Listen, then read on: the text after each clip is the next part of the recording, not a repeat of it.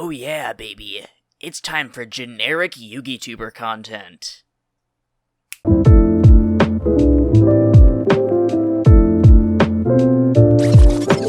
What's going on, everybody? It's Aurora YGO here, coming at you with another absolutely banger Yugitubing video.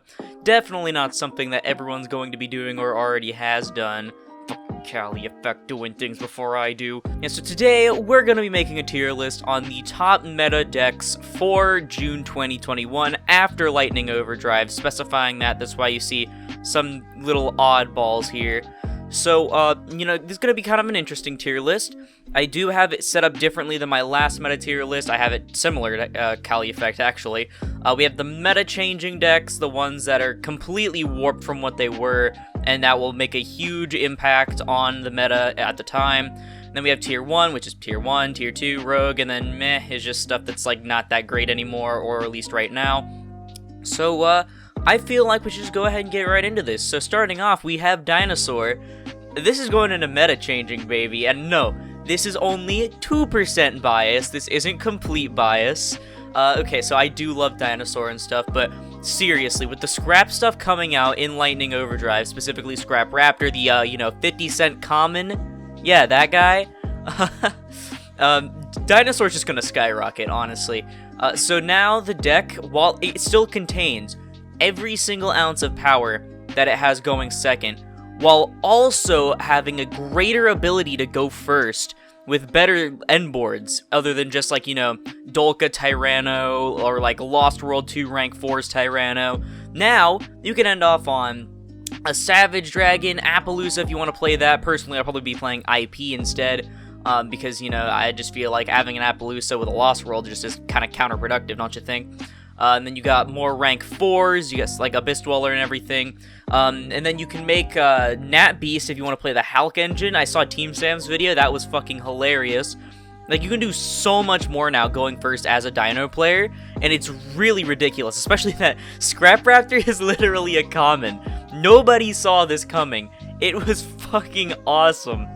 So, the only expensive card is going to end up being Chimera. It sits at like a $40 price point right now, I think, which honestly isn't that bad, because you only need to play one. You don't need to play Scrap Yards or anything. You can play Scrap Golem. You don't need to. So overall, I feel like Dinosaur is going to be absolutely terrifying in this next format. So now we move on to Invoked. I feel like Invoked's still definitely going to sit at Tier 1. This is not pure Invoked, obviously, it's kind of not a thing, but, this is, considering Invoked, Dogmatica, Shaddoll. If on the next, ban list, which is in July, I believe, July 1st, if that next ban list doesn't address Invoked, Dogmatica, Shaddoll, there's gonna be a big problem, because, yikes, this deck is scary. Because it is made up of 3 different engines, I said this in my last tier list, by the way, but because it is made up of 3 different engines, it's kind of just almost infinite with its resource management. Invocation can shuffle things back, you get to recycle all your resources, you get to use so many different ways of using your resources, like Schism, banish stuff from grave, boom, there's your window.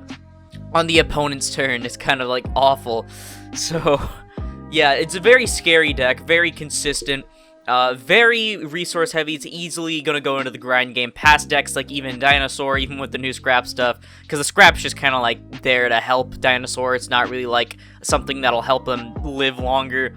So yeah, if your deck can't make it past the grind game after at least like 10 turns, then you're probably gonna run out of steam compared to Invoked, Dogmatica, Shaddoll, and you're probably gonna lose.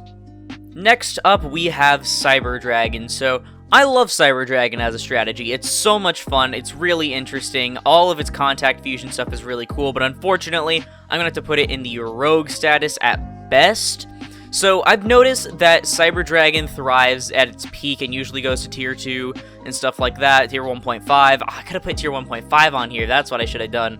But it can usually go to those kind of standpoints whenever the meta has at least 1 or 2 machine-based decks in it. And when I say machine-based, I mean things like Orcus, like Sky Striker, things that have a lot of machines on the board constantly. Technically Drytron, but they don't usually end off on said machines. So I feel like Cyber Dragon just kind of not at its peak right now, maybe if we see another format soon with more machine decks that, you know, Konami decides to eventually release in a deck build pack because Konami likes machines, then maybe Cyber Dragon will be really good, but right now it's just going to sit at a comfortable rogue status. And here we have Shaddoll, and when I say Shaddoll, I don't mean Invoked Dogmatica Shaddoll, I just mean Dogmatica Shaddoll, or just pure Shaddoll. I'm going to have to put this in tier 2-ish. I don't want to put it down at rogue because it can still do some crazy things, and also Winda is a card. Yeah, like, there's a lot of people that apparently don't know how to out Winda, and so, you know, why wouldn't I put this in tier 2? Next up, we have Burning Abyss. So, you know, I like BA as a strategy, I really do, but I feel like right now, it really can't do too much. And this is not the, like, PK Fire build or anything like that. That's going to come up here in a minute. But this is just kind of pure-ish BA, and even with all of its stuff being brought back, the format's still a bit too fast and too powerful for it to really do anything. I mean, Cherubini is a really good card and all, but overall, BA just doesn't really do much, so I'm just gonna have to put it down in meh. It could be a lot better, honestly. Maybe someday it will, but yeah, until then, it's not that great.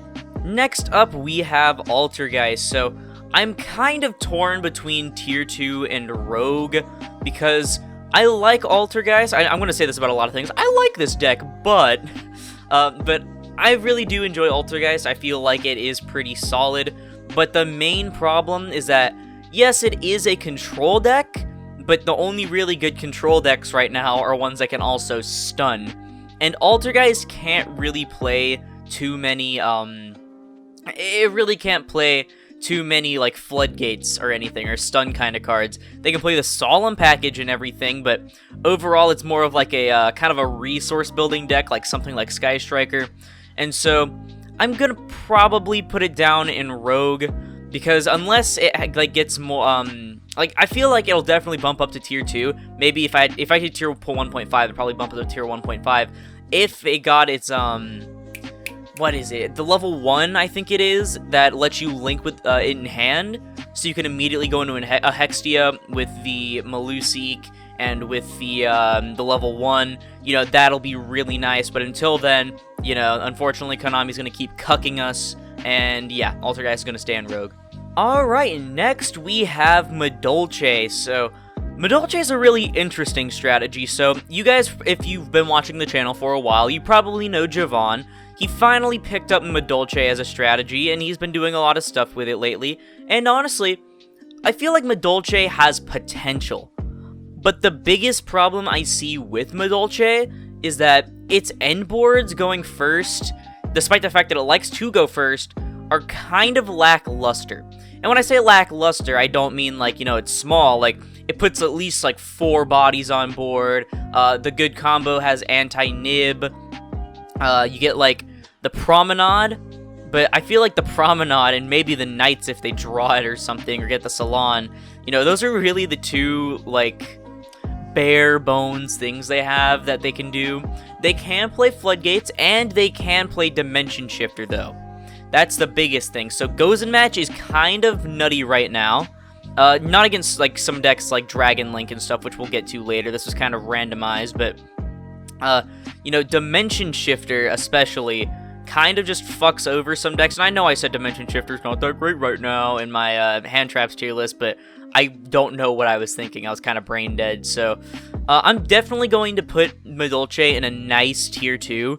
It's not tier 1 material. Again, its end boards are not that great. They have to rely on the Promenade and maybe the Knights if they have it to be able to, you know, kind of stall the opponent until they can kill them. But it's not a bad strategy at all, and it's a lot of fun. Next up, we have Zodiac, and this is not, this isn't Zoodlich. That's going to be kind of classified here. This is Zodiac and Tri-Brigade Zoo. So, I don't really know much about this one, actually. I feel like it's kind of fallen out of, like, luster compared to, I'm sorry. Compared to pure Tri-Brigade and Zoodlich, you know, so I feel like maybe Rogue, because, I mean, they really just kind of sit on some back row and, like, a Zeus, and, I mean, like, Zoodlich just does that better, so I'm just gonna go ahead and put Zoo here in the rogue like tier. It's okay because I know it is back row stun. You know, it's kind of gonna be good regardless, but yeah, I don't think it's in a great spot right now because it's just kind of lackluster. Next up, we have Drytron. So Drytron is going to be our second deck in the meta-changing tier. So when Drytron was first released before the Ben 10 hits and all that, I honestly never saw too much of it. I saw people trying to play it, but I think I played against it like once actually, like before the Ben 10 hit. And honestly, you know, it was pretty decent then, I gotta say. I didn't have too much information on it, but now that it has stuff like Mu Beta Fafnir and then, what's it called, Diviner of the Herald, that new card, that's kind of crazy. I feel like it's going to be a lot better. And by meta changing, I don't mean that it's going to be like one of the end-all be-all decks. It has changed a lot though in the meta, and it will make people kind of have to like play around some things, maybe tinker with their side a little bit, because Drytron, it's gonna come back, and it's gonna come back pretty hard. Because the biggest thing is that it's pretty consistent now that Mu Beta Fafnir is out. And that was one of the only issues that Drytron really had before, especially after the Ben 10 hit. And so that's why Drytron kind of like didn't really have anything it could really do. But now it does, because Mu Beta Fafnir exists, and they actually have a use for their guys other than for ritual summoning. And so, yeah, I feel like the deck is definitely going to be seeing a lot more play now. I know a lot of people actually at my local card shop have been trying to put it together for when Mu Beta Fafnir comes out. I'm just probably going to call it Fafnir because that's a lot of stuff to say at once. So definitely Drytron's going to be something to watch out for. If you're not prepared for it, go ahead and look some stuff up on it. Definitely going to be something you're going to have to do. So next up, we have Eldritch. I know I'm always like, oh my god, Eldritch isn't that great. I'm putting it in tier 2. I'm going to put it in tier 1 because there are people complaining about me putting it in tier 2. But also, I've noticed the more that I play against Eldritch that it actually does have a lot more, like, good uses. This is also counting Zoo Eldritch, by the way, which is kind of, I feel like the favorable build. Honestly, pure Eldritch is kind of bad. But, like, Eldritch can do a lot. Eldritch can really do a lot. And it's mainly, the biggest problem though is that it does die to like a single Ash sometimes. Like if you hit their Scarlet Sanguine, you know, they're just kind of like, oh no, what am I gonna do? But the Zoo build is definitely the best build, so that ends up being a bunch of traps and a Zeus, and by a bunch of traps I mean better than just pure Zoo. A bunch of traps and then like a Zeus. And then if those traps get sent by the Zeus, which I found out Zeus isn't once per turn, by the way, fucking insane. If they do send all their stuff off the Zeus, boom, banish them from grave, you can recycle stuff back and build a board again. And also Eldritch himself is pretty big. He can almost rival Tyranno. Does he rival Tyranno? Let's see. He starts off with like what, 25? I think he gains 1,000. So yeah, he can rival Tyranno actually, I think. So that's really interesting because Tyranno's like the beefiest monster of the format, other than like a powered-up Dragoon. So Eldritch is definitely still really good. Harpies doesn't do like too much unless they have more more Floodgate back row than anything. So yeah, Eldritch is definitely very solid. Next up, we have Guru. So I never was too big of a fan of Guru. I mean, I feel like it's just kind of worse True Draco. So this is going to be really hard for me. I don't really see much at my locals of it either. So I'll put it at like a low tier 2. So, like, again, don't like castrate me or anything because of this. But again, I just really don't think Guru is that great. I'm not going to put it in Rogue though, because it is seeing more play than stuff like Altergeist. So, yeah, Floodgates are a thing. Flipping things face down is a thing. That's pretty interesting. So not like the top of tier 2 or anything, but definitely a nice low tier 2. I'm gonna have to give that to Guru. Next up is Sky Striker. So I feel like this is the same situation as I mentioned with Altergeist, is that it is a good like control strategy, but not very good at actually stopping the opponent from doing a lot of things. And also, especially with the lack of firepower that it has, unless they still play Utopia Double. Do they still play Utopia Double? I feel like, honestly, this is just kind of a worse Altergeist right now, so I'm gonna have to put Sky Striker in our meh category. Like, I know everyone's like, oh my god, Sky Striker's still topping. Ooh, it's so good. No. Shut up. It's not. It's really not. So, yeah, I'm just gonna have to put Sky Striker here. So next up, we do have Tri-Brigade, and I'm going to put that in the middle of our meta-changing list because, ooh boy, Tri-Brigade. So, now, this is kind of crazy. They do have their new Link 2, I believe. What's it called? I don't remember what it's called, but I know it's a pretty crazy card. It lets you get easier access to the Soul Charge. And, yeah, because it's a Soul Charge, it goes into the Link immediately. You get to summon a bunch of things. And did you know that I Nibiru'd a Tri-Brigade player on my turn because they summoned 4 and then linked into the Link 4? That was funny as fuck. That's the only time I've ever Nibiru'd on my turn. It was hilarious, but, yeah, ignoring the fact that you can Dwayne Johnson on your turn, Tri-Brigade's kind of really good with that thing. So, like, it makes them a lot more consistent. Not the Soul Charge, the Link 2, my bad. It makes them a lot more consistent. It's, like, an easier thing to bring out. It's better than their current Link 2. Definitely something you're gonna have to watch out for. Admittedly, it does die to Lancia. It really fucking dies to Lancia hard. And also, things like Dimension Shifter as well. That's also another really big one. That's one of the reasons why Madolche is in Tier 2 right now. But, yeah, Tri-Brigade's still going to be a pretty crazy deck, being able to get many disruptions off of just, like, 1 or 2 cards, and being able to do them on your opponent's turn, like something with Shadal's with Schism. It's kind of nutty, definitely very scary, and something you should look out for. Next, we have Virtual World. This would be a great instance of the Tier 1.5 category, but I'm going to be nice and put it at a low Tier 1. Not really because of the regular end board of, you know, maybe a Dragoon and the Crystal Wing and stuff, and then the Chuche, but also because of the fact that of all the floodgates they can play, definitely There Can Be Only One is a really scary one. It as a Dino player, it makes me, like, scream and run away in fear unless I draw my Twin Twister. But there's not only that, but also I've seen a lot of them actually playing Zombie World with Necro World Banshee on their side. And that is very scary for a Dino player. But not only that, it's also really good against decks like Tri-Brigade, and against decks like Drytron that kind of need their types to be named in their grave. So that's definitely something that's really intimidating if they can bring it out. But it's overall pretty solid still. They don't really only have to see a couple of names in their hand in order to full combo. It doesn't really matter much which names. And also, you got stuff like Foolish Burial Goods that kind of just sends their Qinglong, discard a card, search a thing. You know, that's kind of a thing, you know.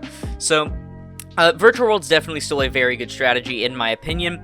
I mean, like, Calamity's getting hit wasn't, like, that bad, honestly, especially after they got their new thing that can be normal summoned easier. Makes the deck a lot more consistent, and overall, it's still a very good strategy. Next up, we have Prank Kids. So, another instance, Tier 1.5, but I'll probably just put this slightly above Lulu, or not Lulu, but Virtual World specifically. So, Prank Kids is a very interesting case, because it is a situation of 1-card combo, boom, let's go off, king, stuff like that. But in general, it kind of dies to things like Ash if they only draw the 1-card combo, but they do have a lot of starters, they have a good few extenders. Unfortunately, they can't do too much going first, you know, other than setting up their Battle Butler. But then there's also the fact that they can play things like There Can Be Only One in Skill Drain. And like I said, Floodgates right now are kind of like one of the be-all, end-all things, because you're either playing Floodgates or you're playing combo, honestly, and that's the biggest thing. So, yeah, Prank Kids being able to play something as powerful as Skill Drain and as There Can Be Only One definitely makes it even better, even if they do get their main Prank Kid stuff stopped. And then also, I mean, double Regeki on your opponent's turn is still pretty good, even if it isn't a negate. So, I'll definitely give it to them over Virtual World. It's a lot more consistent, too. So, and also the sheer amount of hand traps they can play as well, you know. Prank Kids is a very viable contender right now. Next on our list, we have the Phantom Knights, also, you know, kind of PK Fire as well. I'm gonna put this slightly above Cyber Dragon in the Rogue tier, if I can push it there. There we go. So, the thing is with PK Fire is that it can't really do too scary things. I mean, it can do the Fog Blades, it can also do like the OTK with the Arc Rebellion. And Arc Rebellion keeps his attack, by the way, at the end of the turn, even, it's kind of ridiculous. You can have like a 10,000 attack guy just sit there. It's really funny. But I still think that PK Fire and also just PK in general it's still pretty good, but it's definitely not something that's like incredibly scary. So I'm just gonna leave it in Rogue. It's kind of like a mixture of control and like floodgates and things, but it dies way too easily to anything that hits your graveyard, so unfortunately it's only gonna sit here for now. Next up we have Dragoonity. So if you guys have watched my most recent deck profile of my Dinosaur deck, you can definitely hear some of my experiences with Dragoonity in Top 2 and also in Swiss. So you should totally go watch that video, by the way, if you haven't already. Do it, you won't, no balls. But Dragoonity is a deck that a lot of people don't give enough credit. So the end boards this deck can make can be potentially even scarier than the best Rocket Dragon Link board, because these guys like to play a Morphage Lechery, which says while it's in the Pendulum Zone and you control an Amorphage monster like Goliath that locks you from the extra, your opponent cannot, or neither player can activate spell cards except Amorphage cards. No Dark Ruler. Dark Ruler does not exist anymore. And I watched a Dragoonity player do a full combo through Droll with that card being the only thing that they don't get. They still get like multiple negates, including just giant monsters. The level 10 is really good. They do a lot of equipping from deck instead of just specialing from deck, so Ash doesn't work as well. They do die to some interaction. It really depends on what you hit though, because like they have a lot of different things. And also never hit Dragon Ravine, by the way, because like half their deck's just dedicated to getting Dragon Ravine. So I'm gonna go ahead and put this above Guru and Madolche in tier 2. This deck is still, like I said, it's just very good, very solid in general. It does sometimes brick, but then again, you know, what deck doesn't? So, I feel like especially if the Rocket package or if the Gara Dragons get hit on the July ban list, Dragoonity is going to be the better Dragon Link build if people really want to play Dragon Link at all. So definitely very solid tier 2 deck. A lot of people need to give it some more respect. Definitely see what it can do some more. And yeah, that's about it for that. Next up is Rocket Dragon Link. I played Rocket Dragon Link. It was pretty damn fun, not gonna lie. But I'm gonna put it below Invoked Dogmatica Shaddoll in tier 1 because it could be better. It really could be better. So the thing is that a lot of their boards die to Dark Ruler. And if they, like, even if they get the Dragon Maid Tidying, right? The thing is with Tidying, and also you're probably hearing a lot of stuff from my microphone, I am so sorry. The thing is with Tidying is that it can't stop a Dark Ruler. Like, a lot of people think it can stop Dark Ruler, right? But your opponent has to have something in grave already. I learned this from MST TV, by the way, so, you know, very valid source, actually. They have to already have something in grave or on field for you to bounce with the Tidying, for you to even be able to use the Tidying, because you cannot bounce normal spells on their activation. So you're gonna have, like, say they used Ash or something, then you can Tidying that Ash back to their hand, and then use Hot Red Abyss, and then negate the Dark Ruler. But by then, you know, you just kind of wasted some stuff that you could have used for later if they didn't have Dark Ruler. So if you just, like, if you're going second and you know they're gonna get the Tidying, just save your hand traps, and then, okay, Dark Ruler. Okay, would you like to enter Scoop Phase? Like, especially if you're playing something like Dino. Dino just kind of shits on Dragon Link, not gonna lie.